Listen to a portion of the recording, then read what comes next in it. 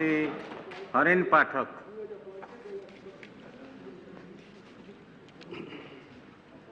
धन्यवाद सभापति जी।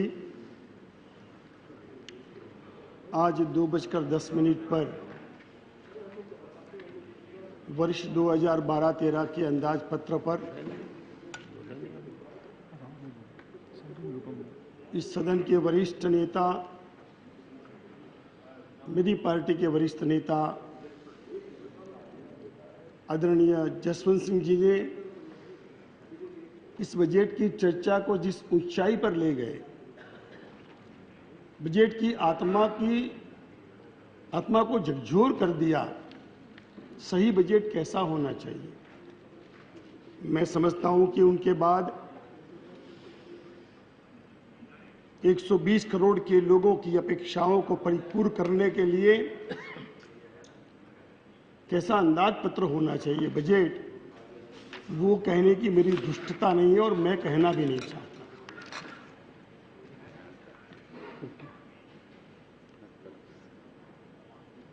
दूसरी तरफ मेरी तो दोनों तरफ हालत ठीक नहीं है।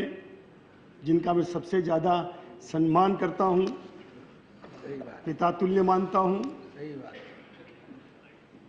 जिनका एक सालों 40-50 साल का संसदीय अनुभव है, उनके सिर पर यह जिम्मेवारी देश को बनाने की है।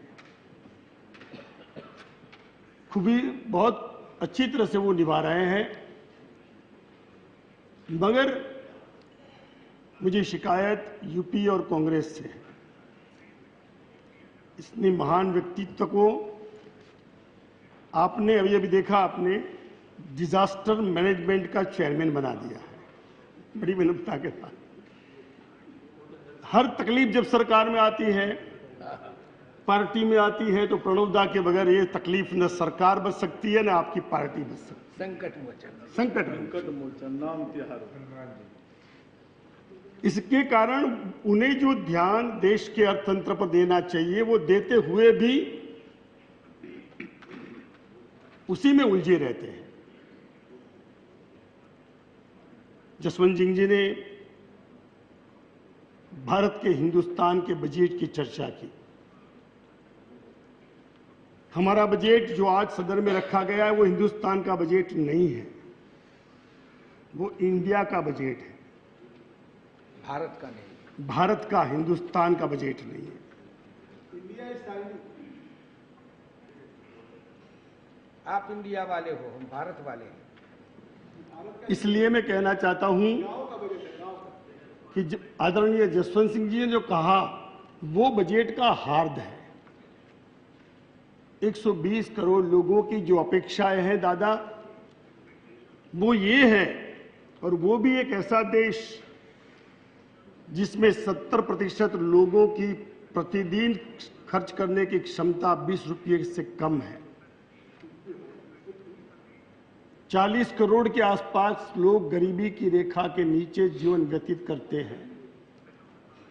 20 लाख लोग रेल और फुटपाथ की पटरियों पर पूरा जीवन व्यतीत कर देते हैं, जानवर के जैसे रहते हैं। जहां पर हमारी सरकार का एक हिस्सा प्लानिंग कमीशन गरीबों का मजाक करके गरीबे के मानक नए बनाते हैं, 28 रुपया और 22 रुपया। मैं समझता हूं प्रणव दादा, देश आर्थिक संकट से जूझ रहा है। दुख के साथ कहना है, आपने अपना पहला बजट चाणक्य से शुरू किया था, दूसरा बजट लक्ष्मी माता और इंद्र भगवान से शुरू किया, और तीसरा बजट शेक्सपियर से शुरू किया। शेक्सपियर की वो उक्ति, I must be cruel only to be kind, मैंने बीए विद अंग्रेजी किया है। जसवंत सिंह जी ने ठीक तरह से कहा कि ये उचित नहीं है, मगर मैं समझता हूं कि मैं अगर देश के अर्थतंत्र को ठीक पटरी पर लाना है तो वही चाणक्य को उद्धृत करना चाहूंगा। चाणक्य ने कहा है कि जैसे फूल पर भंवरा बैठता है और भंवरा फूल पर बैठ करके सलमान साहब उसके रस को पीता है, फूल कभी मुरझाता नहीं है। फूल की सुगंध, उसकी सुंदरता वही रहती है। तो कर ऐसे लेना चाहिए कि फूल मुरझाए नहीं। यहां तो सारे देश के फूल अलग अलग, चाहे वो किसान, मजदूर, महिलाएं, आम आदमी, नौकरी करने वाला आदमी, छोटा व्यापारी, पैसे वालों को छोड़ के सब मुरझा गए। मेरा दर्द दूसरों से अलग है। मैं तो आम आदमी के प्रतिनिधि हूं। 7 बार लोकसभा हो गई, 19 उससे पहले 19 साल कॉरपोरेशन में, 75 से जनता की आवाज किसी न किसी फोरम में भी कहीं रोके बगैर मैंने की है। सलमान साहब, गालिब का शेर मुझे याद आता है, दर्द मेरा वो है, बहुत जुदा है औरों से मेरे दर्द की किफायत गालिब, बहुत जुदा है औरों से मेरे दर्द की किफायत गालिब, जख्म का कोई निशान नहीं और तकलीफों की कोई इंतहा नहीं। इतना दर्द है। मेरा दर्द अलग है, अलग है, अलग है।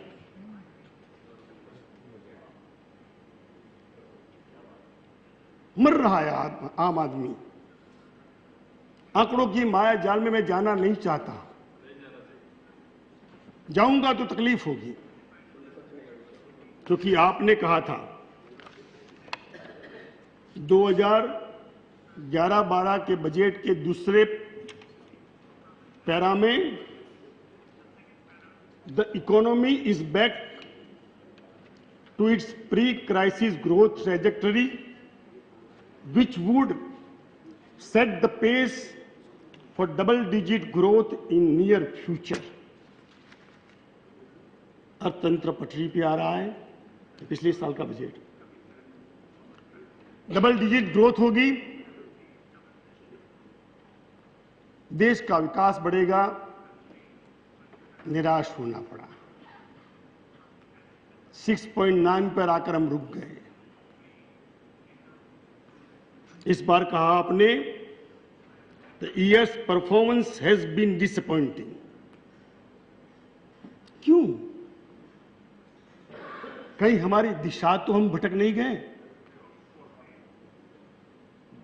सिर्फ पैसों का आवंटन ही हमारा उद्देश्य बजट का नहीं रहा। अगर ये है तो फिर मुझे लगता है कि देश क्या अपेक्षा हम सबसे करेगा, हम सबसे करेगा। मैं भी इसी सदन का हिस्सा हूं 23 साल से। आदरणीय सभापति महोदय, मैं तो इतना कहना चाहता हूं कि देश का आम आदमी, गरीब, मजदूर, बेरोजगार हमसे आस लगाकर बैठा है।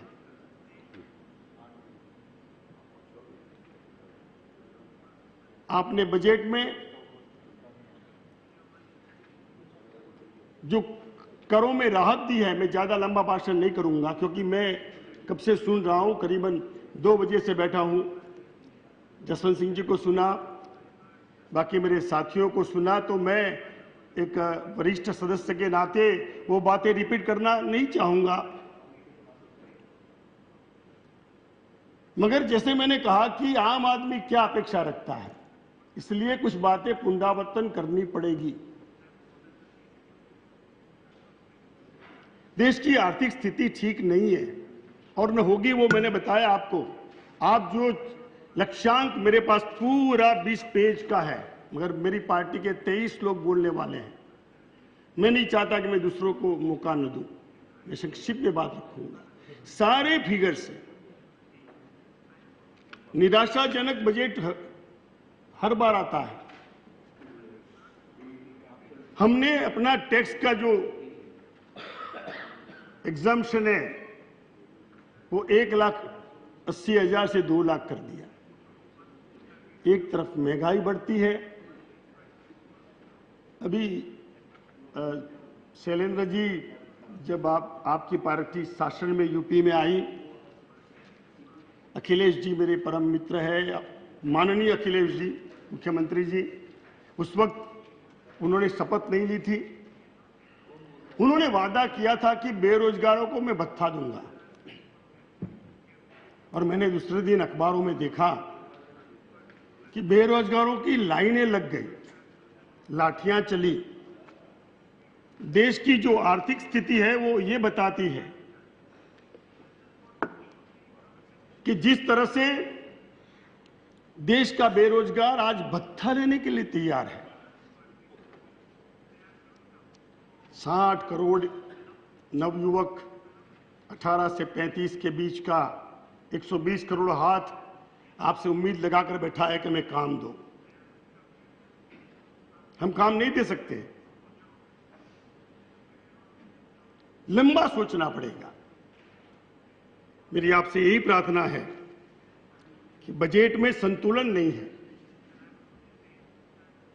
एक तरफ आपने सामान्य करदाता को 1,80,000 की छूट से बढ़ाकर 2 लाख कर दिया। 20,000, बढ़ती हुई महंगाई में 20,000 की कोई कीमत नहीं है। उसको सालाना फायदा होता है 2,066 रुपये का, 2066 सालाना। और जो पैसे वाले हैं उनको फायदा होता है सालाना 22,000 से भी 22,600 करोड़ 22,600 रुपये का। यानी एक महीने में जिसको पैसे वालों को फायदा होता है, उतना गरीब आम आदमी को साल भर में होता है। गरीब आदमी का गरीब तो है ही, वो बीच वाला, वो तो बीच वाला है, टैक्स देने वाला।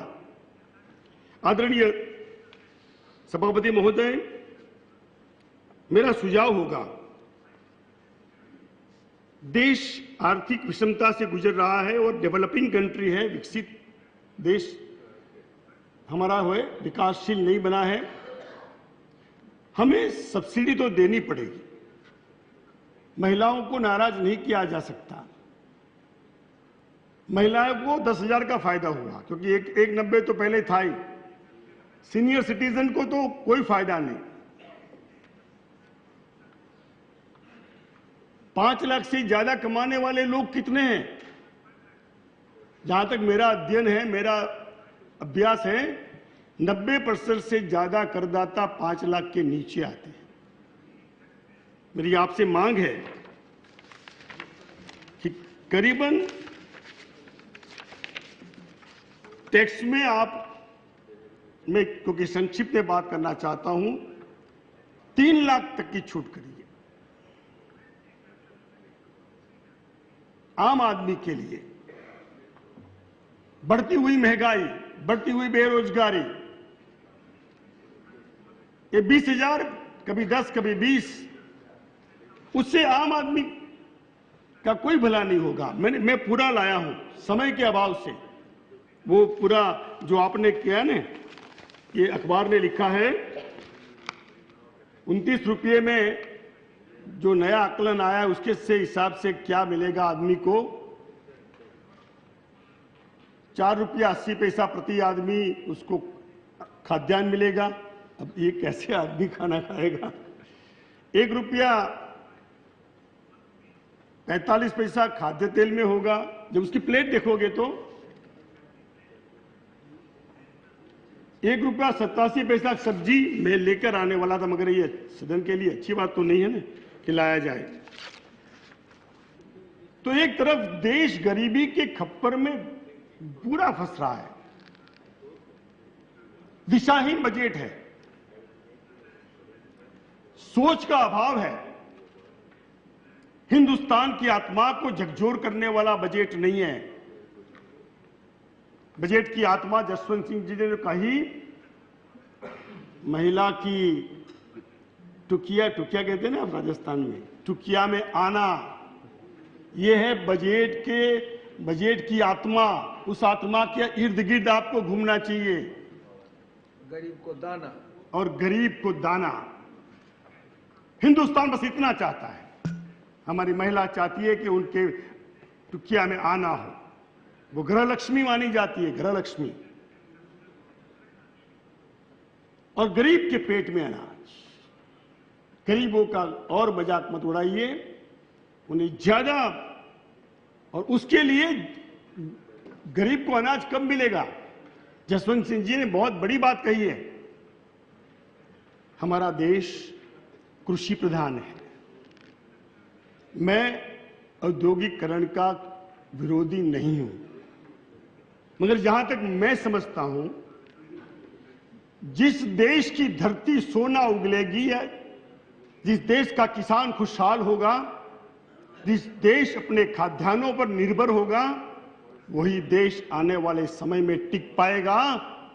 ये बड़ी बड़ी फैक्ट्रियां, उद्योगों से कभी कोई देश नहीं चल सकता। हां, चल सकते हैं दूसरे देश जो एक दूसरे को लड़ा के हथियार बेच के पैसा कमाते हैं। वो भी आर्थिक मंदी से तबाह है। वो तबाह हो गए हैं। किसान को मजबूत करना पड़ेगा। तो मेरी पहली मांग है कि ये 3 लाख किया जाए। महिलाओं के लिए 3.5 लाख की छूट कर रखी जाए। सीनियर सिटीजन के लिए 5 लाख की रखी जाए, कोई टैक्स नहीं। आपने 2 योजना रखी है दादा, बहुत एक थोड़ी चतुराई आपके अधिकारियों ने कर दी। राजीव गांधी इन्वेस्टमेंट स्कीम, 50,000 रुपये का अगर आप इक्विटी में, Rajiv Gandhi equity scheme invest करते हो तो 50,000 पर आपको 50% डिडक्शन मिलेगा। दादा, मैंने फाइनेंस बिल देखा, कहीं उल्लेख नहीं है। ऐसा हो सकता है बजट में कभी कि इतनी बड़ी योजना जिसका फाइनेंस बिल में उल्लेख ना हो। अगर मेरे ध्यान से निकल गया हो तो जरा आप कृपया उस पर ध्यान दिलाइएगा सदन का कि फाइनेंस बिल में इसका उल्लेख है कि नहीं है। दूसरी एक बात हुई है बहुत चतुराई से, जो संभव नहीं है दादा, वो है कि सेविंग बैंक में, सेविंग अकाउंट में, आपके सेविंग अकाउंट में साल भर आप पैसा रखोगे। मैंने हिसाब लगाया, करीबन 2.5 लाख पड़ा रहे सेविंग अकाउंट में, जो इस देश में कोई नहीं कर सकता पैसे वाले के सिवा। एफडी पर नहीं, सेविंग अकाउंट में 2.5 लाख मिनिमम पड़ा रहेगा। मैं समझता हूं किसी सांसद का भी नहीं पड़ा रहेगा, जो पैसे वाले उनको छोड़ करके। उनको 10,000 तक इंटरेस्ट मिलता है तो उस पर टैक्स डिडक्शन दिया जाएगा, मगर ये संभव नहीं है दादा। 10,000 रुपया इनकम टैक्स, 10,000 तक ब्याज सेविंग अकाउंट में कोई नहीं रखता। मैं अपनी बात करता हूं, अपर मिडिल क्लास से आता हूं।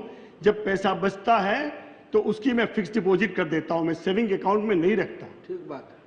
कौन रखेगा? ये तो गुमराह हो गया, जनता गुमराह हो रही है।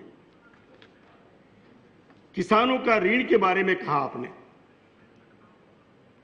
इस बार किसानों के लिए आपने 5,75,000 करोड़, पिछले साल से 1 लाख करोड़ ज्यादा।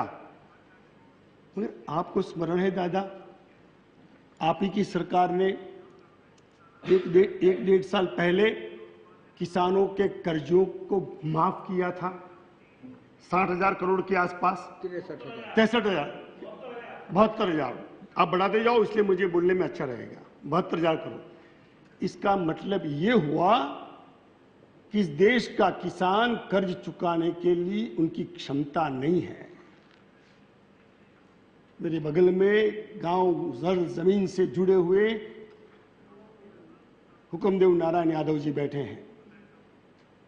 उन्होंने सही मुझे यह स्मरण दिलाया कि ये, और जसवंत सिंह जी ने मुझे कहा, आदरणीय, एमएसपी, मिनिमम सपोर्ट प्राइस, ये सोच बदलनी पड़ेगी। इससे किसान ठीक, इसका मतलब होता है मिनिमम,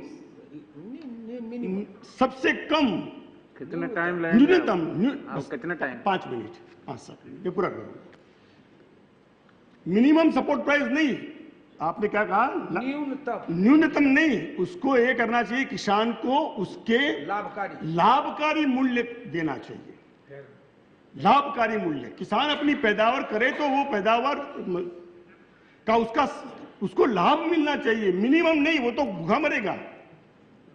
तो मेरी ये मांग होगी आपसे दूसरी कि आप ये 5,75,000 करोड़ रुपया ऋण दीजिए, मगर इस देश का गरीब किसान ऋण वही लेता है जो गरीब है, वो 4% भी नहीं दे पाएगा, क्योंकि आपने कहा है कि 6 महीने के अंदर अगर आप ऋण चुकते करोगे, भरपाई करोगे, तो 3% की छूट दी जाएगी। अगर 3% की छूट के बावजूद भी आत्महत्या हुई, 3% की छूट के बाद भी 72,000 करोड़ रुपया सरकार की तिजोरी से गरीब किसानों को देना पड़ा उनकी आत्महत्या रोकने के लिए। वास्तविकता से दूर क्यों भागते हो? मैं उन किसानों की बात करता हूं। तो अब 3% छूट नहीं था, वो 7% था, 7% मुझे मालूम है, 7% था। मगर मेरा मानना है कि 3% कब देने के बाद भी यही स्थिति बनी रहेगी, किसान की स्थिति यही बनी रहेगी। उसको 3 या 4% पर ऋण दोगे, क्योंकि वही किसान ऋण लेता है जिसका कोई आधार नहीं है, गरीब है, सीमांत खेडूत कहते हैं हमारे गुजरात में, स्मॉल एंड मार्जिनल। ये मेरी आपसे मांग है। सभापति महोदय, अभी मेरे वहां आंदोलन चल रहा है। गुजरात के सारे सांसद परम आदरणीय वित्त मंत्री जी से मिलने गए थे। He was so kind enough to give immediate time and listen us carefully about the increase in the जो गोल्ड में, ज्वेलरी में, कस्टम में 2% और एक्साइज में 1% बढ़ोतरी की। उसके खिलाफ पूरे देश के सारे ज्वेलरी बाजार, मार्केट बंद है। उस दिन मैंने आपसे कहा था करबद्ध। हमारे देश में सोना हमारी सामाजिक व्यवस्था से जुड़ा है, आत्मीय व्यवस्था से जुड़ा है। मैंने 1972 में शादी की थी, गरीब शिक्षक का बेटा था। पिताजी ने 5 तोला सोना दिया था मेरी पत्नी को। गरीब का गरीब आदमी आपका ड्राइवर होगा तो पेट काल के अपनी बेटी को एक मंगलसूत्र तो देगा। सोना हमारे लिए लग्जरी नहीं है, ज़ेवरात लग्जरी नहीं है। इसलिए मेरी प्रार्थना है, पूरे देश के बाजार बंद पड़े, 20,000 छोटे मोटे इस क्षेत्र से जुड़े ज़ेवरात के और इसके जुड़े हुए सोने से जुड़े हुए लोग हैं, वो आज हड़ताल पर हैं। इसकी समस्या का निराकरण करिए। उसमें एक बात मुझे आपसे विशेष कहनी है सभापति महोदय, कि वो है कि बजट में ऐसा प्राविधान है कि 2 लाख से ज्यादा अगर आप गोल्ड खरीदोगे, सोना, तो पैन नंबर देना पड़ेगा। Pan number. अब पैन नंबर किसके पास है? किसानों के पास तो पैन नंबर है ही, पैन कार्ड है ही नहीं। और 2 लाख तो हर कोई आदमी लगा। मैंने कहा 5 तोला 2 तोला तो देना आज हमारा गरीब का गरीब आदमी भी, तो या तो ये लिमिट बढ़ा दीजिए, और अनब्रांडेड ज्वेलरी पर जो आपने इसके कारण असर पड़ेगा, उससे दादा एक बड़ी तकलीफ होगी कि जो प्रत्येक गांव में एक छोटा मोटा सुनार होगा और वही सुनार ये छोटे मोटे जहरात बनाते रहेगा। अब वो कहां से बुक्स ऑफ अकाउंट रखेगा? वो कहां से रखेगा चोपड़ा? वो डर जाता है। उसको वो 1% देने में प्रॉब्लम नहीं है दादा, ये सरकारी बाबुओं से डर लगता है, बहुत डर लगता है उनको, इंस्पेक्टर राज से। मेरी आपसे यही प्रार्थना है कि वो 2 लाख से आप उसकी लिमिट बढ़ाइए, अनब्रांडेड की ज्वेलरी से निकाल दीजिए, आप सोने को आजाद कर दीजिए। Just 1 minute. I'll take only 5 minutes. No, members, it is now 6 o'clock. What is the opinion of the House? Whether it will be extended till... My speech is over. No. The House, time of the House should be extended by another 1 hour. इनका भाषण खत्म हो जाए। That is different. Now it is, House is extended by another 1 hour. जी, तो वो मेरी मांग है दादा। आप देख लीजिए, उस पर काइंडली आप कृपया, ये मैंने कहा ना कि ये सोने की चीजों के साथ हमारी हमारी भारतीय संस्कृति जुड़ी है। मैं जिस पर मेरी पार्टी ने सबसे पहले हिंदुस्तान की जनता की, हिंदुस्तान की सरकार की आंख खोली, वो है ब्लैक मनी, काला धन। शुरुआत में अडवाणी जी, श्रद्धेय अडवाणी जी ने जब ये बात छेड़ी 2009 में, उनका मजाक उड़ाया गया, कहा कि ये सब असंभव है। आज सीबीआई के डायरेक्टर ने कहा कि 25 लाख करोड़ स्विस बैंक में पड़ा है। मैंने कुलदीप नैयर जी का एक आर्टिकल पढ़ा था, अगर मैं गलत न हूं तो मुझे स्मरण है, मैंने कोशिश की कल रात को, उनके हिसाब से 70 से 75 लाख करोड़ काला धन है। एक इनकम टैक्स कमिश्नर छोटी सी रेड करता है, दूसरे दिन प्रेस कॉन्फ्रेंस करता है कि हमने 4 करोड़, 3 करोड़, 2 करोड़ डिक्लेयर करवाए। 3 साल बीत गए, टीटी करते रहे हम। अगर 5% भी हम वापस ले आते हो, और अगर आप लाए हो, तो हमारी जो रेवेन्यू डेफिसिट है 3,50,000 करोड़ के आसपास, वो आपकी रेवेन्यू डेफिसिट निकल जाती। सिर्फ अंत में एक इतनी बात कहूंगा कि फूलों की तरह टैक्स उन्हीं से लो ताकि फूल मुरझाए नहीं। सब्सिडी देनी पड़ेगी देश में गरीबों किसानों को। अभी अभी मैंने कल रात को टीवी में देखा कि और 31 पैसे, तो कल परसों बढ़ाने वाले थे पेट्रोल और डीजल का भाव, 31 मार्च को 5 रुपया पेट्रोल में और 3 रुपया डीजल में बढ़ेगा जैसे बजट पास हो जाएगा। क्या करेगा किसान, क्या करेगा आम आदमी? 2% सब्सिडी आप नीचे लाने की बात करते हो, 2% रखते हो, जो आम आदमी को दी जाती है। मेरे ख्याल से मेरे किसी साथी ने उल्लेख किया उसका। एक तरफ हम गरीब आदमी को रियायत देने में 2% तक रहते हैं।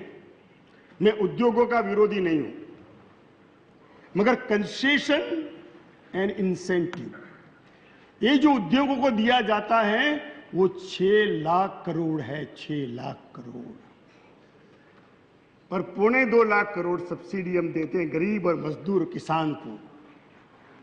ये इम्बैलेंस है। 90-80 से ज्यादा प्रतिशत हो गया हमारे टैक्स कलेक्शन का इन बड़े बड़े उद्योगपतियों को कंसेशन देने के लिए। मेरी करबद्ध प्रार्थना होगी कि इसको बैलेंस करिए, गरीब को ज्यादा दीजिए, अमीर से लीजिए, गरीब को दीजिए। महिला की टिकिया में आना और गरीब के पेट में दाना, अगर ये आपके विचार होंगे, ये आपका मूल भाव होगा, तो जो देश बनाने का काम हम कर रहे हैं, 65 साल बीत गए, 65 साल, कब तक जनता को गुमराह करते रहेंगे? प्रतिवर्ष बजट की छोटी छोटी योजना लेकर आते हैं। 65 साल बीत गए, 65 साल में से 45 साल तक आपकी दादा सरकार ने राज किया।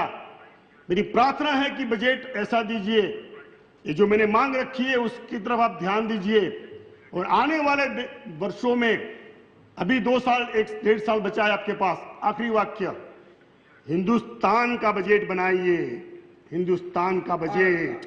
ऑक्सफोर्ड और हार्वर्ड के बनाए हुए लोगों से ये देश नहीं चल सकता। एक गरीब, आपने बहुत गरीबी देखी है, मैंने आपको उस दिन सुना था, साइकिल बढ़ जाती थे दादा आप। हिंदुस्तान का बजट बनाइए जिसमें उनकी पहचान बनी रहे।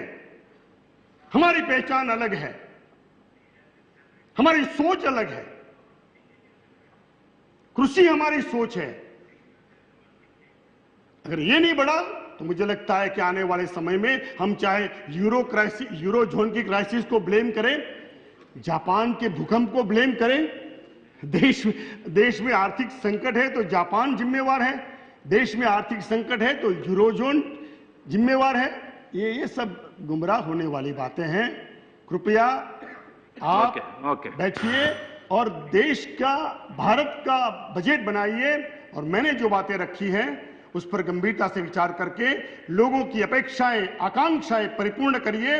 और जसवंत सिंह जी ने जो अपने वक्तव्य में कहा, उनसे अपने आप को संबंध करते हुए उनकी जो भावना, ठोस भावना भारतीय अर्थतंत्र की है उसे परिपूर्ण right. करिए। इसी अभ्यर्थना के साथ बहुत बहुत धन्यवाद। Thank you. Then we want to